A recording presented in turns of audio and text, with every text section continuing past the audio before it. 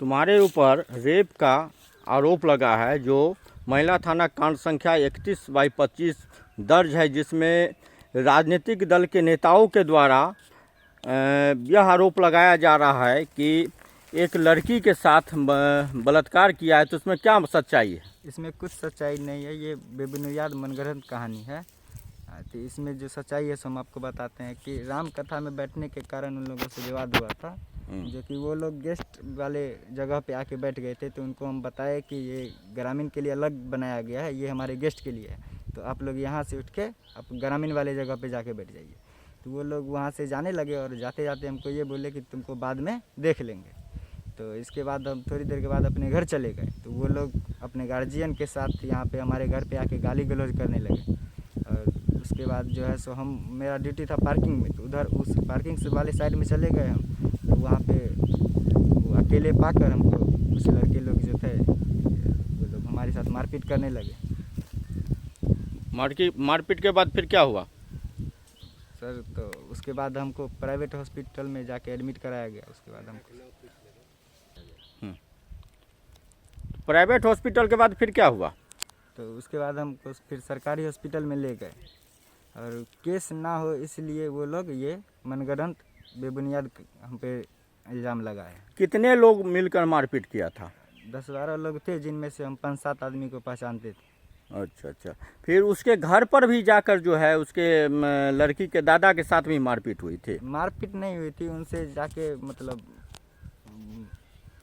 तो फिर उसके बाद क्या हुआ था, जो उसके घर पर भी, लड़की के दादा के घर पर भी आपके लोग गए थे वहाँ पर? आक्रोश में वहाँ पे कुछ लोग पहुँच गए थे, जिनकी वजह से वो लोग भी गाली गलौज करने लग गए थे। तो फिर हाथापाई हो गई, तो उन्हीं में से एक आध तबराक उनके लग गया नाक पे।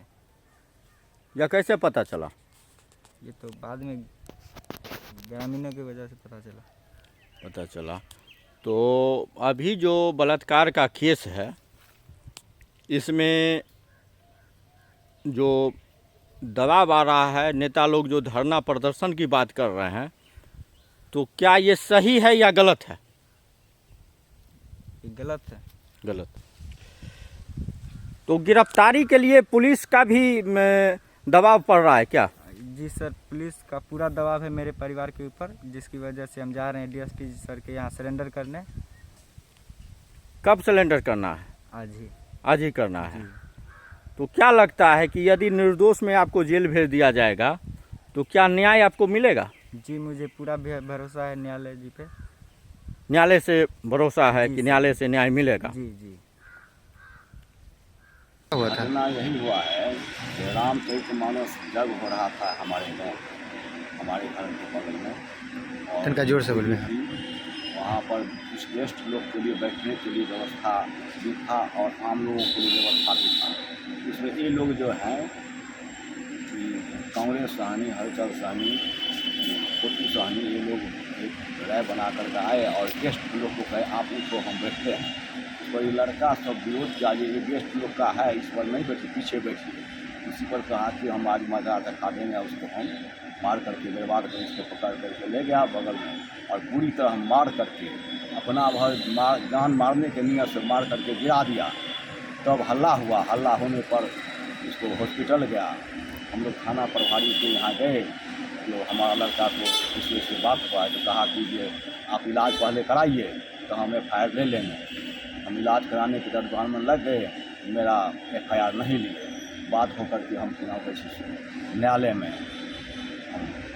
यानी अपना न्याय दर्ज कराए हैं, जो 587। आपके जो है बेटा है, क्या कितना उम्र है, क्या मेरा पोता जो है, मेरा सहोदर भाई का ये पोता है। अच्छा। और इसका उम्र है 16 बरस। 16 वर्ष। तो इस पे आरोप जो है लगाया गया है कि इस पे रेप करने का आरोप है, क्या कुछ पूरा मामला झूठा है और इसलिए लगाया गया है, जो हमको पोता को जान मारने के लिए से जो मारा, उस बचाव के लिए ऐसा वो मुकदमा कर दिया है, जान हमको बचने के लिए। तो आज उसको क्या कर रहे हैं? उसको हम आज महिला थाना में समर्पित कर रहे हैं, सिलेंडर बुला रहे हैं। किसने आरोप लगाया था? ये लगा है कांग्रेस सहनी। कहाँ का ये रहने वाले हैं? सोहनडी का। अच्छा, क्या करते हैं ये? वो सब अपना कि नाम कैसे कटिहार में रहते हैं। वो क्या आरोप क्या था? उसका आरोप था जो कि मेरे यानी लड़की को साथ यानी रेप के मामला किया है। कितने लोगों पे आरोप था? आरोप था एक सूरज कुमार पर और 2 अन्य पर। अच्छा, तो सूरज कुमार आज जो है थाने में, महिला थाने में जी करवा रहे हैं। क्या नाम हुआ आपका? मामला है जिसको लेकर आप लोग जो थाने में इसको बच्चे को लेकर आए हैं, क्या पूरा मामला है? देखिए, कल मैं पटना जा रहा था, इसी दरमियान मैंने सोशल मीडिया पर देखा कि 21-25 और कुछ जनप्रतिनिधिगण खानपुर से मुझे फ़ोन किए कि देखिए ना, सो बहुत जुल्म हो रहा है, सो एक निर्दोष को फंसाया जा रहा है और उस नाबालिग को जेल भेजने के लिए दबाव बनाया जा रहा है।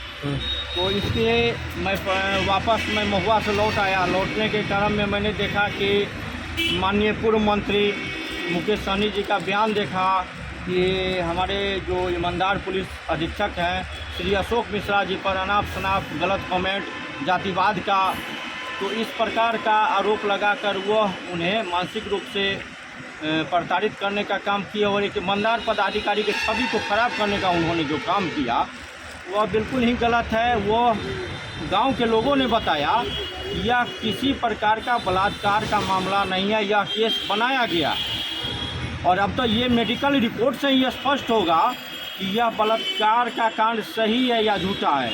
लोगों का कहना है कि जग में जो है आपसी विवाद हुआ था, जिस वजह से दोनों पक्ष में मारापीटी हुई थी।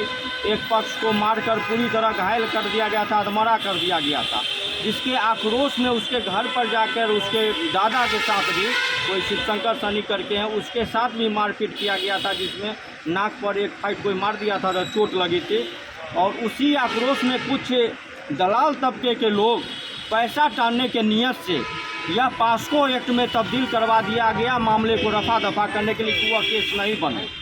लेकिन जब मैंने देखा कि पुलिस अधीक्षक महोदय एक ईमानदार प्रवृत्ति के हैं, अच्छे लोग हैं, वो जनता के प्रति समर्पित हैं, सजग हैं, उसके बावजूद उन पर जातिवाद का आरोप लगाया गया, तब मैंने कहा नहीं, यह बिल्कुल गलत है और ये चुनावी स्टंट है। मैं दावे के साथ कहता हूँ माननीय उच्च न्यायालय से वह लड़का निर्दोष साबित होगा। आप देखिएगा, यह एक जाति को गोलबंद करने के लिए इस प्रकार का राजनीति करना ये दुर्भाग्यपूर्ण है। हमारे बिहार में जो जातिवादी व्यवस्था है, यह मानसिकता से ऊपर उठना पड़ेगा। न्याय के साथ विकास की बात होगी तो खास करके क्या लगता है कि मुकेश सहनी राजनीतिक रूप से जो एसपी पे आरोप लगा रहे हैं? बिल्कुल राजनीतिक रूप से जो है एसपी पर, एसपी ईमानदार हैं और इनके कई ऐसे माफिया नेता लोग उनको हटाने के लिए तरह तरह का साजिश कर रहे हैं। अब एस्कॉर्ट की बात होगी तो जो नियम संगत होगा वही चीज़ होगा। अब एस्कॉर्ट कहाँ से उपलब्ध कराएंगे? तो जब वो भ्रष्ट एसपी रहते थे, एस्कॉर्ट उपलब्ध क्या सारा सुविधा उपलब्ध करवा देते हैं। तो क्या लगता है आज क्या कुछ आप लोग करने जा रहे हैं? बच्चे मुझे जब जानकारी मिली और प्रशासन पर दबाव पड़ रहा था तो मैंने उन जनप्रतिनिधि लोगों से मैंने कहा कि उस बालक को आप जो है सरेंडर करवा दीजिए आप, और माननीय न्यायालय पर विश्वास रखिए। उन्होंने कहा कि सिलेंडर यदि करवा देंगे तो सब कह रहा है कि सज़ा हो जाएगा, ये हो जाएगा, वो हो जाएगा। तो हमने कहा कि मेडिकल रिपोर्ट के आधार पर ही कुछ होगा और सज़ा ये होगा तो माननीय उच्च न्यायालय। मेडिकल रिपोर्ट क्या कहता है? मेडिकल रिपोर्ट अभी तक क्लियर नहीं हो पाया, हम लोग के पास आया नहीं है और प्रयास में है कि मेडिकल रिपोर्ट आता है, आने के बाद ही पता चलेगा कि मेडिकल रिपोर्ट क्या है। लेकिन लोगों का कहना है वहाँ के कि किसी प्रकार का इस प्रकार का रेप की घटना नहीं हुई है, यह राजनीतिक साजिश के तहत फंसाया जा रहा है। वो एक शिवशंकर सहनी है, वही राजनीति कर रहे हैं वहाँ पर, और ये चुनावी स्टंट एक तरह से कहा जाए। क्या नाम हुआ आपका? रविन्द्रनाथ सिंह उर्फ चिंटू।